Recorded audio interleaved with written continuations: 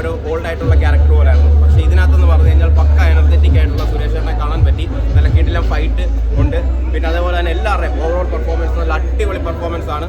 ഉറപ്പായിട്ടും sure shot hit തന്നെയാണ്. ഗരുഡന് ശേഷം സുരേഷ് ചേട്ടൻ്റെ അടുത്ത ഗംഭീര വിജയം. എന്തായാലും കിടിലം പടമാണ്. നമ്മൾ വർഷങ്ങൾക്ക് ശേഷമായിരിക്കും നമ്മൾ മേൽവിലാസം ശരിയാണെന്ന് പറയുന്ന ഒരു പോഡ്കാസ്റ്റ് ചെയ്യുന്ന ഒരു സിനിമ നമ്മൾ സുരേഷ് ചേട്ടൻ്റെ കണ്ടു. അതൊക്കെ വ്യത്യസ്തമായിട്ട് നമ്മൾ സ്പീഡിൽ പോകുന്നൊരു സിനിമയാണ്. ചിന്തിക്കാൻ പോലൊരു സമയം കിട്ടാത്തത്. ശരിക്കും പറഞ്ഞു കഴിഞ്ഞാൽ സർക്കാരിനോടുള്ള ഒരു ചോദ്യമാണ് ഈ സിനിമയെന്നാണ് എനിക്ക് തോന്നുന്നത്. അത്ര വളരെ നല്ലൊരു പടമാണ്. സുരേഷ് ചേട്ടൻ്റെ നല്ലൊരു തിരിച്ചുവരവാണ്. അടിപൊളി സിനിമ. എനിക്ക് പറയാതിരിക്കാൻ പറ്റില്ല. നമുക്ക് തന്നെ കൺഫ്യൂസിങ് ആവും. കാരണം മലയാള സിനിമയിൽ ഇങ്ങനെ ഒരു വിഷയം ഇതുവരെ വന്നിട്ടില്ല. കാരണം ഞാൻ തന്നെ ചിന്തിച്ചു പോകും. കാരണം ഇത് ആരെ ഭാഗം വെക്കും എന്നുള്ള ചിന്ത വരും. കാരണം ഇതൊരു വെറൈറ്റി കൺസെപ്റ്റ് എന്ന് വെച്ചാൽ രീതിയായിരുന്നു. അതെല്ലാവരും പോയി കാണാം. നല്ലൊരു പടം. ഞാൻ നേരത്തെ പറഞ്ഞു, വിവാദങ്ങളെ കുറിച്ച് സംസാരിക്കാൻ എനിക്ക് ആധികാരികമായിട്ടുള്ളൊരു അറിവില്ല. പക്ഷെ നല്ലൊരു സിനിമയായിരുന്നു. നന്നായിട്ട് ടോപ്പിക്കിനെ റെപ്രസെൻറ്റ് ചെയ്തിട്ടുണ്ട് എന്നാണ് എനിക്ക് തോന്നുന്നത്. ഒരു ഫ്രഷ് പെർസ്പെക്റ്റീവായിരുന്നു.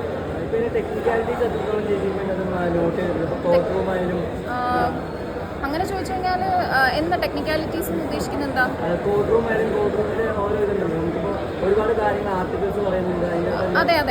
അതെ. പിന്നെ ആർട്ടിക്കിൾസിനെ കുറിച്ചൊന്നും എനിക്ക് അറിയില്ലല്ലോ. ഞാനൊരു വക്കീലല്ലല്ലോ. പക്ഷേ നമ്മൾക്ക് ആ ആർട്ടിക്കിൾസിനെ കുറിച്ച് പറയുമ്പോഴും അതിൻ്റെ ഡീറ്റെയിലിംഗ് തരുമ്പോഴും നമുക്ക് കാര്യങ്ങൾ മനസ്സിലാവുന്നുണ്ടായിരുന്നു. അതായത് സാധാരണക്കാർക്കും മനസ്സിലാവുന്ന രീതിയിലാണ് നിയമങ്ങളെക്കുറിച്ചും കാര്യങ്ങളെക്കുറിച്ചും പറഞ്ഞത്. ഉണ്ട്.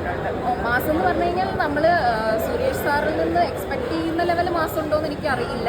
കാരണം അതിനെ എത്രത്തോളം ഡ്രാമ മാറ്റി നിർത്തിയ വിഷയത്തെക്കുറിച്ച് പറയാനാണ് സിനിമ കൂടുതൽ ശ്രമിച്ചിരിക്കുന്നതെന്നാണ് എനിക്ക് തോന്നിയിരിക്കുന്നത്. എന്ന് വെച്ച് ഒരു ഞാനത് പറഞ്ഞു കഴിഞ്ഞാൽ ചിലപ്പോൾ അതെനിക്ക് കാണാൻ വരുന്നവർക്ക് ഒരു ബുദ്ധിമുട്ടാവുമെന്ന് എനിക്കറിയില്ല. പക്ഷെ അത്യാവശ്യം ഒരു ആക്ഷൻ സീനുകളൊക്കെ ഉണ്ട് എല്ലാവരുടെയും. ഒരു അതെ.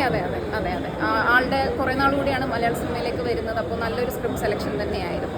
ഒന്നുമില്ല, വിവാദമൊക്കെ ഉണ്ടാക്കിയത് പ്രമോഷന് വേണ്ടി മാത്രമാണെന്നാണ് തോന്നുന്നത്. നല്ലൊരു ചിത്രം. തീർച്ചയായിട്ടും ഈ ഒരു ചിത്രം സുരേഷ് ഗോപി എന്ന നടൻ്റെ ഒരു നല്ലൊരു പെർഫോമൻസ്, അതൊരു അനുഭവമാണ്. പിന്നെ അതേപോലെ തന്നെ മാധവ് സുരേഷ്, പിന്നെ എല്ലാവരും നല്ല ചിത്രമുണ്ട്. ശ്രുതി രാമേന്ദ്രൻ, കണ്ടിരിക്കാവുന്ന ഒരു നല്ല ചിത്രം തന്നെ. സുരേഷ് ഗോപി എങ്ങനെ ഉണ്ടായിരുന്നു?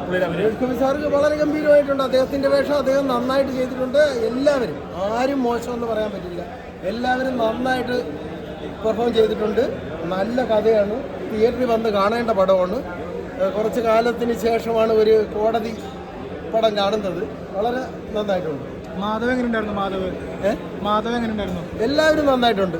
ആരും മോശമെന്ന് പറയാൻ പറ്റില്ല. എല്ലാവരും നല്ല രീതിയിൽ അവരവരുടെ വേഷം ചെയ്തിട്ടുണ്ട്. തിയേറ്ററിൽ വന്ന് കാണേണ്ട ഒരു പടം തന്നെയാണ്. തിയേറ്ററിൽ തന്നെ വന്ന് കാണണം. ഒരു പുതുമയുള്ളൊരു സിനിമ, വളരെ വ്യത്യസ്തമായ ഒരു പ്രമേയം, അതാണല്ലോ നമുക്ക് വേണ്ടുന്നത്. ഇറങ്ങിയതിന് ശേഷം എന്തെങ്കിലും വിവാദം ഉണ്ടാവും? വിവാദങ്ങൾ വരാൻ തോന്നുന്നില്ല. വിവാദത്തിൻ്റെ ഒന്നും ആവശ്യമില്ലായിരുന്നു ഈ സിനിമ. എന്തിനാ വിവാദം ഉണ്ടാക്കിയത്? വെറുതെ ഉണ്ടാക്കിയൊരു വിവാദം. ഓക്കെ, ആവറേജ് ജസ്റ്റ് കണ്ടിരിക്കാം. സുരേഷ് ഗോപിയുടെ ഫയർ ബ്രാൻഡ് സാധനങ്ങളൊക്കെ ഉണ്ട്. അത്യാവശ്യം ആക്ഷൻസ്, ഒരു 2-3 നൈസ് ആക്ഷൻ സീക്വൻസ് ഉണ്ട്. പിന്നെ ഡയലോഗ് ഡെലിവറി സംഭവമൊക്കെ ഉണ്ട്. SJക്ക് വേണ്ടി പണം കാണാം. നല്ല സബ്ജക്റ്റ് ആയിരുന്നു. ഓവറോൾ എനിക്കൊരു ആവറേജ് ഫീലായിരുന്നു. ഇല്ല, അങ്ങനെ എനിക്ക് തോന്നി. നല്ല പെർഫോമൻസ് ആണ്. അതുപോലെ നല്ലതായിരുന്നു. Overall okay. ഫസ്റ്റ് ഹാഫിൻ്റെ ഒരു ഇമ്പാക്റ്റ് സെക്കൻഡ് ഹാഫിലേക്ക് കൊണ്ടുപോകാൻ വേണ്ടി സാധിച്ചിട്ടില്ല.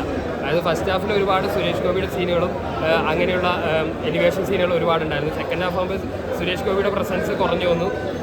പിന്നെ ഒരുപാട് കാസ്റ്റിങ്ങിലാണെങ്കിൽ സുരേഷ് ഗോപി, അനുപമ, ബൈജു തുടങ്ങിയവർ വേറൊരു ലെവലിലും ഇപ്പോൾ മാധവ് സുരേഷ് തുടങ്ങിയവർ വേറൊരു ലെവലിലുമാണ് സിനിമയിൽ അഭിനയിച്ചു പോയിരിക്കുന്നത്. അപ്പോൾ നമ്മളിപ്പോൾ അദ്ദേഹത്തെ ഇപ്പോൾ മാധവ് സുരേഷ് ഗംഭീരമായി എന്ന് പറഞ്ഞിട്ട് അടുത്ത ഷോയ്ക്ക് കയറുന്നവർക്ക് മനസ്സിലാവും എങ്ങനെയാണ് ചെയ്തിരിക്കുന്നത്. അപ്പോൾ ഒരുപാട് അദ്ദേഹം വർക്ക് ചെയ്യാനുണ്ട് സിനിമയിൽ. പെർഫോം ചെയ്യണമെങ്കിൽ എനിക്ക് ഒരുപാട് വർക്ക് ചെയ്യാനുണ്ട് ഈ സിനിമ കാണിക്കുന്നുണ്ട്. പിന്നെ സബ്ജക്റ്റ് വൈസ് സിനിമ നല്ല സബ്ജക്റ്റാണ്. പക്ഷേ ഫസ്റ്റ് ഹാഫിൽ പോയപ്പോൾ ഫസ്റ്റ് ഹാഫിൻ്റെ അതേ ഒരു കണ്ടിന്യൂറ്റി സെക്കൻഡ് ഹാഫിലേക്ക് കീപ്പ് ചെയ്യാൻ പറ്റാത്ത പോലെ തോന്നി. പക്ഷേ സുരേഷ് ഗോപിയുടെ നല്ല അടുത്ത കാലത്ത് വന്നൊരു നല്ലൊരു എനർജറ്റിക് പെർഫോമൻസ് ആണ്. അദ്ദേഹം ആ ഒരു ക്യാരക്ടർ അധികം ഗംഭീരമായിട്ട് ചെയ്തിട്ടുണ്ട്. ഡയലോഗ് ഡെലിവറിയൊക്കെ നമ്മൾ ട്രെയിലറിലൊക്കെ കണ്ട പോലെ അതൊക്കെ കംപ്ലീറ്റ്ലി എൻജോയ് ചെയ്യാൻ പറ്റി. മൊത്തത്തിൽ നോക്കിയാൽ ഒരു ആവറേജ് അനുഭവമായിട്ടാണ് സിനിമ വന്നത്. ചർച്ച ചെയ്യപ്പെടേണ്ട വിഷയം എന്ന് വെച്ചിട്ടുണ്ടെങ്കിൽ ചില നിയമത്തിൻ്റെ ചില ലൂപ്പുകളൊക്കെ അതിലെടുത്ത് കാണിക്കുന്നുണ്ട്. അതൊക്കെ ശരി തന്നെയാണ്.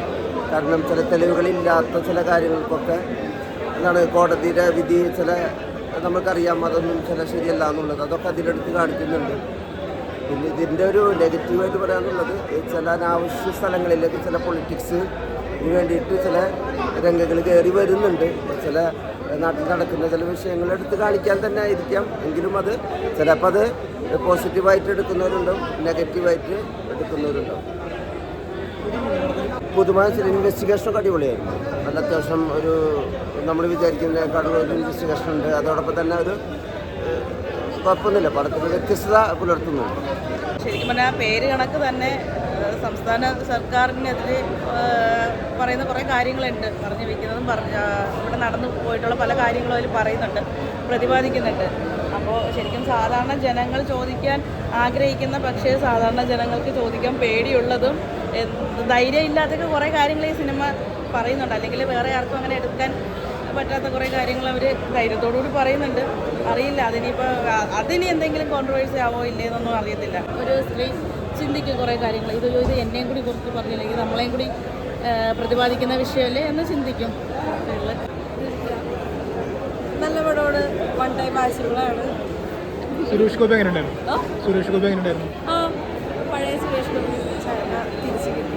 നല്ല പടമായിരുന്നു, ഇഷ്ടപ്പെട്ടു. ഡീസൻറ്റ് ത്രില്ലർ മൂവിയാണ്, എല്ലാവർക്കും ഫാമിലിയായിട്ട് കാണാൻ പറ്റിയ ഒരു മൂവി തന്നെയാണ്. പിന്നെ സുരേഷ് ഗോപിയുടെ പെർഫോമൻസ് എല്ലാം പക്കയായിട്ട് പോയിട്ടുണ്ട്.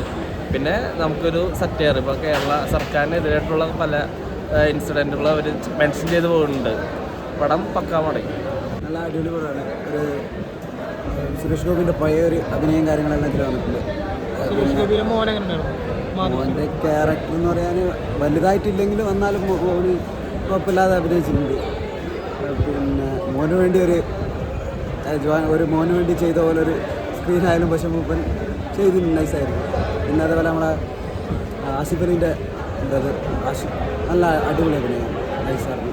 മൂപ്പര ക്യാരക്ടർ വൈസും പോലീസ് ക്യാരക്ടർ മൂപ്പറിന് അത്യാവശ്യം ചേരുന്നുണ്ട്, നല്ല നൈസായിട്ട് നല്ല പടമാണ്. ഇന്നിറങ്ങിയ JSK എന്ന് പറഞ്ഞ സിനിമ പേരിൽ വിവാദമൊന്നുമല്ല.